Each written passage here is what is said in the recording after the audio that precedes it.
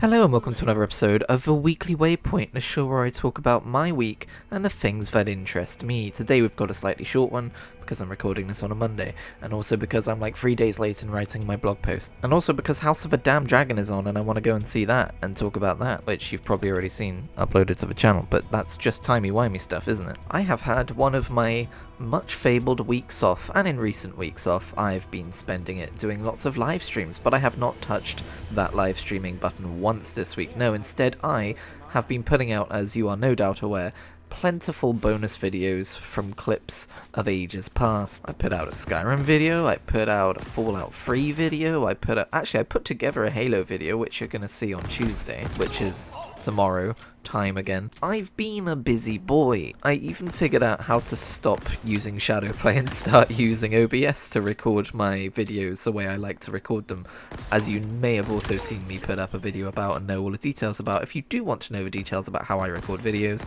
the issues I was having, how I solved them, there is a 7-minute video called How My Mic Should Sound, which is basically this, but in Shadowplay gameplay videos it was coming out much crunchier. We don't want crunchy microphone audio, we strive for the best to here on my channel. I was gonna say on like Kritigri Productions or something, but my channel doesn't exactly have a name like that. Anyway, I spent the first half of this week leveling my Death Knight in Classic WoW, as I'm sure I talked about last week, me falling in love with that class. I'm up to level 66 on the verge of 67. I do need to try and get it done before the XP buff goes away and Northrend gets unlocked, but I've kind of fallen off of it for now, so maybe I won't get there on time. But you know, it's not the end of the world. I can always spend that boost that I was considering getting on my mage and just do him through Northrend. Or at the end of the day, it's like 3 more levels for Outland after the XP nerf. It won't have the Joyous Journeys buff on it, of course, so it'll still feel tremendously slow, but by classic standards it will still be a decent speed, I guess. But yeah, kind of fallen off WoW a bit towards the end of the week, kind of fallen off Final Fantasy XIV as well, actually. Sorry, I just got absolutely bamboozled there. My Twitter sent a push notification to my phone, even though I've told it not to send any push notifications to my phone, saying "Good morning, Kritigri," and it made it look like it was Reese saying this, but it wasn't. It was just reminding me that Reese, quote, retweeted me yesterday. Apps are stupid. Speaking of stupid apps, I've downloaded Marvel Strike Force, which is a mobile-ass mobile game, onto my iPad because I'm not really playing anything on my iPad and I don't really want to waste the thing. I'm also blind when it comes to the mobile gaming space. I look at a wall of the most popular games and I go, I don't know any of these, and I look at screenshots and I go, I don't even understand how any of these play. So mobile gaming is something I kind of want to get myself back into a little bit. It's something I was very much on the pulse of, oh god, how many years ago now? Back in like 2012 when I had my iPod Touch and pretty much no other way of playing video games. So yeah, my knowledge of mobile games is limited to like Jetpack Joyride, Doodle Jump, Fruit Ninja, stuff that's probably making a bunch of 18-year-olds feel very nostalgic about their childhood right now. Angry Birds, can't forget Angry Birds. Funny enough, they've just released Jetpack Joyride 2 on Apple Arcade, but I've played a tiny bit of it and it's Jetpack Joyride, but like as level structures, which I'm not crazy about, but maybe I should try it a bit more. I don't plan on keeping Apple Arcade when it expires, by the way. I pay enough bloody monthly fees, so that's another reason why I decided to try Marvel Strike Force. I kind of got the idea for that particular game after watching the Disney 23 Expo thing that they did about their game announcements or whatever. And it didn't exactly catch my eye and make me go, wow, this looks really cool. It was more like, that's a mobile game that I could see myself playing for like as long as it is fun. And then it's gonna be like, hey, it's a real grind right now. Wanna buy some orbs? And that's when I'm gonna put the game down. I'm lucky enough that I don't have a problem with getting sucked into microtransaction driven gameplay, stuff like that. I mean, I spend money on microtransactions. I've bought a few Fortnite skins in my time. I've bought a few battle passes and stuff. In this game, like, you can see me wearing one of them. But thankfully for me, that's always felt like a choice. Like, there's an element of FOMO for sure, but it's always felt like a choice I've been able to consciously make. And there have been times where I've been like, I want that, but I'm not going to get that. So I don't feel at risk doing this mobile game stuff. But I guess time will tell. Things can always develop, right? But it seems like, as far as mobile games go, it's not one of the most egregious ones. I mean, I don't know. I haven't hit the bloody Ding Desert yet. I haven't hit the point where they stop handing out free pieces of candy. But based on the reviews on the store, it seems like it's a pretty well-liked mobile game. And hey, it's fun to kind of like load up and just mindlessly, like, need I remind you, I'm a big fan, or I'm not a big fan of it, but I fucking perfected a venture capitalist without buying any microtransactions, so that took me years. But I do enjoy pressing buttons and watching numbers go up, no matter how vapid it may end up being. In other comic book related news, I finished Marvel's Secret Wars, and that was a pretty good read. Recommend it. It's decent, and it's a nice big bit of interesting Spider-Man stuff towards the end as well. I mean, it's nothing crazy. People probably already pretty much know what happens, but it's nice to actually see it in real time and then go and start reading Spider-Man from that point and see how it affects him and where the storylines go. There's still a lot of Hobgoblin stuff before and after that as well, and I'm enjoying the Hobgoblin stuff too. Thankfully for me, I do not remember the Hobgoblin's secret identity because they have not yet revealed it, and that would really make the story boring because most of the story based around Hobgoblin is who could he be? I thought it was Harry Osborn, but they've made it pretty damn obvious that it physically cannot be Harry Osborn unless there's some clone shenanigans going on or something. But I don't think we've got to that point in the story yet. I have a pretty good theory about who it is, but I won't put it out there because, I mean, people will just be able to look it up and go, haha, he's wrong. Or, on the off chance someone is also reading Spider-Man comics, they'll be like, damn it, I didn't want to consider that possibility, and that now it's too obvious to me, and that's kind of half spoiled it. Anyway, another interesting thing about the Amazing Spider-Man comics I've been reading is I've got to the point where I'm supposed to be reading the graphic novel Hooky, and I'm only halfway through it.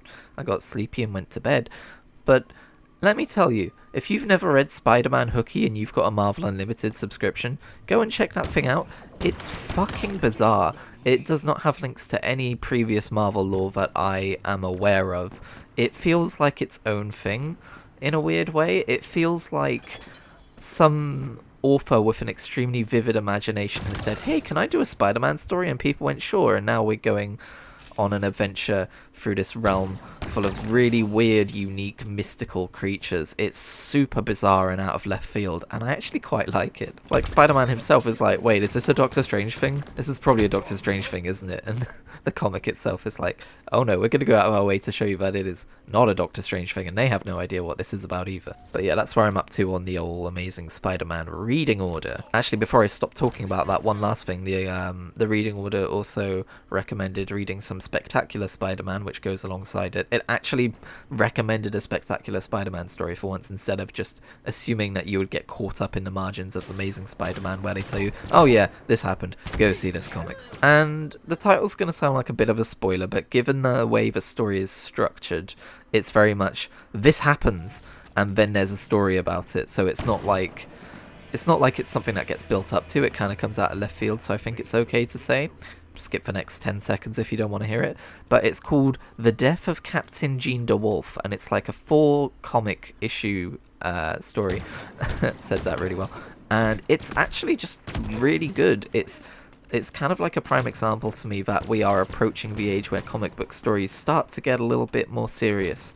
And start to get a little bit more introspective and asking bigger questions, and taking Peter Parker as a character and putting him through the ringer and seeing, like, does he come out the other side changed, or does he hold on to who he is? It's good shit. Anyway, on the non-Marvel side of the video, I'm playing Skyrim again, which is fun. I was going to do the PC edition of Skyrim, but I thought when I was editing that last Skyrim video, which I recorded on Xbox, I was like, well, now I kind of feel up to date with that playthrough and I want to go and continue that one. So I'm continuing Reinvolt, the guy who is absolutely not an axe murderer, walking around and axe murdering people. It's about the time of year when I always get sucked back into playing Skyrim.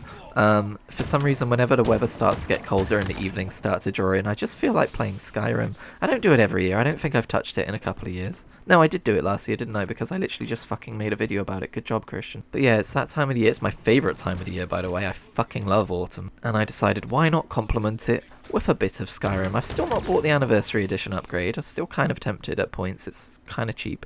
if you already own or have access to the base game. But for now, I'm happy to just walk around re-familiarizing myself with some parts of that game, because while I do kind of go back and play through it, I don't like play through it, I just play parts of it, and it's like, it's been a few years since I did the whole Dragonborn story, and I've spent so much time in ESO as well. It's kind of nice to be like, oh right, yeah, what's it like in the, oh god, is it the 4th or the 5th Empire? I think it's still the 4th Empire, isn't it? What's it like in the age of the 4th Empire instead of the 2nd one? Because I'm so familiar with the lore of everything up to the 2nd Empire at this point, I'm like, it's almost like playing a game set in the future at this point. Wow, okay, Wikipedia literally doesn't say what in-game year it's set in, and when I looked it up on TestWiki, it was just trying to tell me about the province of Skyrim, so I guess we're going to give up on that. I think it's 4E something now. I've also been trying out a few games lately as well, like Grid Legends came to Game Pass, which is nice, or it came to Game Pass Ultimate, I should say.